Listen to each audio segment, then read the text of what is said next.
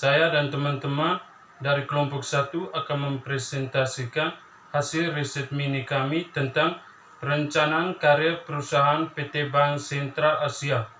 Saya Franciscus Saverius Doi. Saya Maria Grazia Sevik. Saya Teresia Mengen. Saya Faustina Natalia Biju. Hasil riset kami perencanaan karir perusahaan PT Bank Sentral Asia atau BCA. PT Bank Sentral Asia Tbk BBCA atau disebut BCA menjadi salah satu emiten perbankan dengan kapasitas terbesar di Bursa Efek Indonesia atau BEI. Bank swasta Indonesia ini memiliki value perusahaan yang fokus pada nasabah sebagai aset penting dalam bisnisnya. Bank Sentral Asia pun memperluas jaringan kantor cabang secara agresif sejalan dengan deregulasi sektor perbankan di Indonesia pada 1980-an. BCA mengembangkan berbagai produk dan layanan maupun pengembangan teknologi informasi dengan menerapkan online sistem untuk jaringan kantor, cabang, dan meluncurkan tabungan hari depan atau biasa disebut tahapan BCA. BCA mulai beroperasi pada 21 Februari 1957 dan berkantor pusat di daerah ASMK, Jakarta. Kantor tersebut merupakan cabang BCA pertama berdiri. Strategis pengembangan kualitas karyawan BCA. Pengembangan SDM atau pengembangan kualitas karyawan menjadi salah satu aspek penting bagi BCA untuk meraih keuntungan kompetitif dalam bersaing di industri perbankan di Indonesia. BCA menyadari pentingnya sumber daya manusia sebagai aset dan urat nadi perusahaan. Sumber daya manusia merupakan sebuah aspek penting dalam meraih keunggulan bersaing dalam bisnis perbankan. Untuk itu, BCA melihat bahwa pengembangan sumber daya manusia atau karyawan menjadi hal yang sangat mutlak untuk dilakukan agar selalu bisa memberikan pelayanan terbaik kepada nasabah. Sebagai perwujudan hal tersebut, BCA memberikan program-program pelatihan dan pendidikan yang berstruktur dan berkesinambungan bagi karyawannya.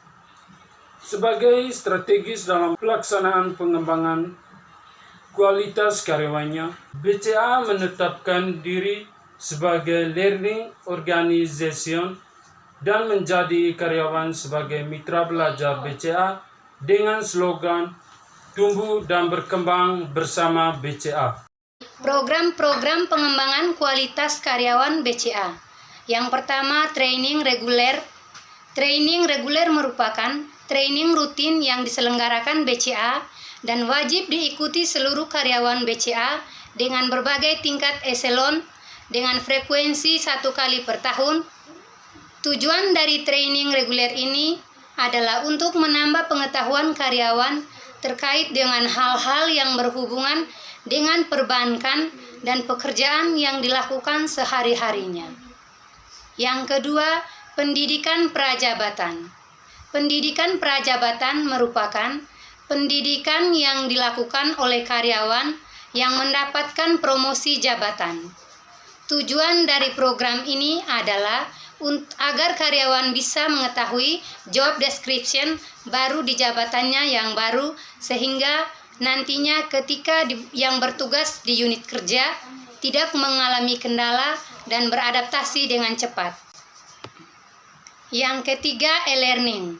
E-learning merupakan program pelatihan BCA yang berbasis aplikasi yang wajib diikuti oleh karyawan dengan ketentuan minimal 2 modul terselesaikan tiap bulannya. Tujuan dari e-learning ini adalah memudahkan karyawan dalam menyerap ilmu-ilmu perbankan dalam waktu yang cepat dan efisien. Yang keempat, coaching. Budaya coaching mulai diterapkan BCA pada 2013 dan berlaku di berbagai jenjang organisasi, baik untuk karyawan baru atau karyawan lama. untuk karyawan baru akan dilatih dan diberikan pendampingan oleh kepala bagian atau karyawan yang satu tingkat di atasnya. Hal ini bertujuan agar karyawan baru cepat beradaptasi dengan situasi kerja di BCA. Sedangkan untuk karyawan lama, coaching akan diberikan oleh kepala bagiannya. Coaching ini bertujuan untuk menanamkan budaya mengajar kepada seluruh karyawan BCA dan juga sebagai pemberian ilmu dari atasan ke bawahan secara langsung. Yang kelima, SSRP atau Smart Solution Reward Program. SSRP merupakan program pengembangan BCA berbentuk kompetisi yang bertujuan untuk memilih duta-duta BCA pada beberapa posisi. Program SSRP ini dilakukan sekali dalam setahun. Tujuan dari program SSRP ini selain memilih duta-duta terbaik BCA, juga mengacu karyawan untuk terus berkembang dan meraih prestasi dalam dunia kerja. Selain itu, dengan program SSRP, karyawan dituntut untuk mengetahui BCA lebih jauh lagi, siap dalam menghadapi tekanan, berpikir cepat dan tepat. Speech Competition. Speech Competition merupakan program pelatihan sekaligus pengembangan karyawan dengan sistem seperti presentase yang dibuat oleh BCA. Materi presentase yang disampaikan berhubungan dengan pelayanan perbankan, motivasi atau permasalahan perbankan berikut dengan solusinya.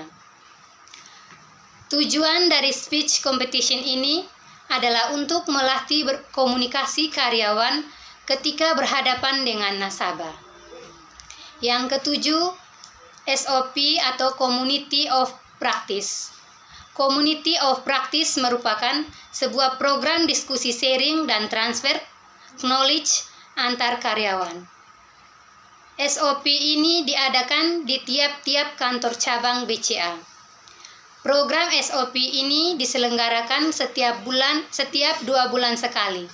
Tujuan dari SOP adalah sebagai sarana bagi karyawan, juga bermanfaat untuk memfasilitasi interaksi antara karyawan di dalam suatu unit kerja, sehingga dapat memperkuat kebersamaan dan memperkokoh budaya BCA.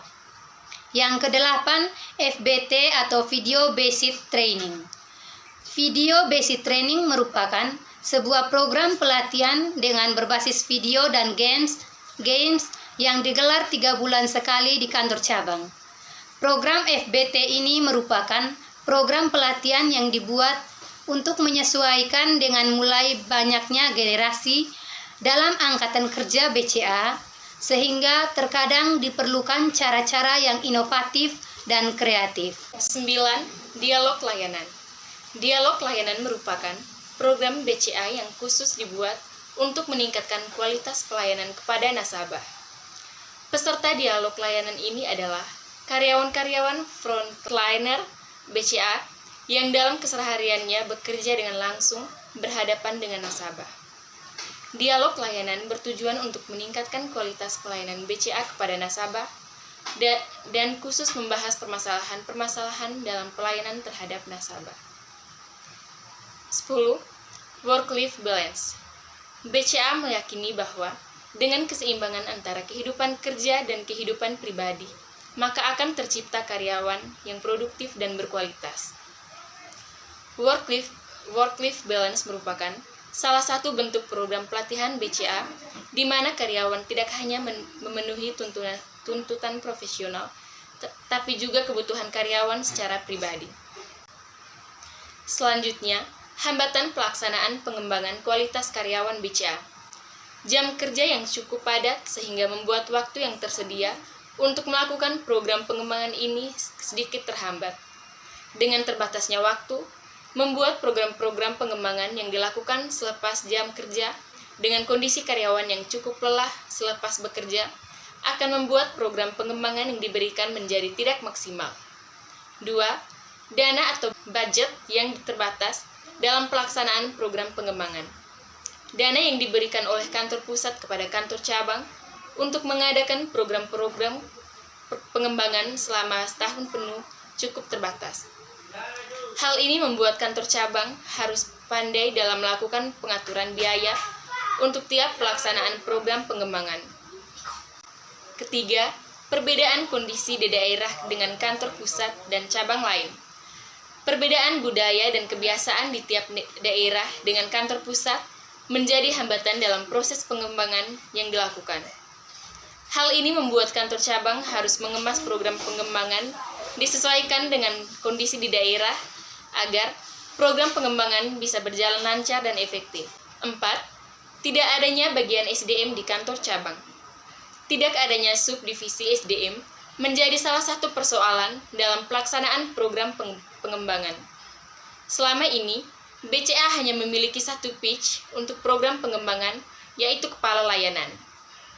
Hal ini menimbulkan ketergantungan juga, membuat peraturan dana dan pelaksanaan program pengembangan terkadang menjadi sedikit terhambat. Berikut merupakan gedung BCA pusat yang ada di Jakarta. Gedung BCA mulai beroperasi pada 21 Februari 1957 dan berkantor pusat di daerah ASMK Jakarta. Berikut merupakan gambar anjungan tunai mandiri BCA, seperti yang tertera pada gambar tersebut. Gambar kedua merupakan karyawan melintasi layar pergerakan indeks harga saham gabungan atau IHSG pada perdagangan di Indonesia ditutup di level 7046,63. Indeks harga saham gabungan menguat 58,47 poin atau 0,0084% dari penutupan perdagangan sehari sebelumnya. Berikut merupakan alat transaksi BCA Mobile melalui HP.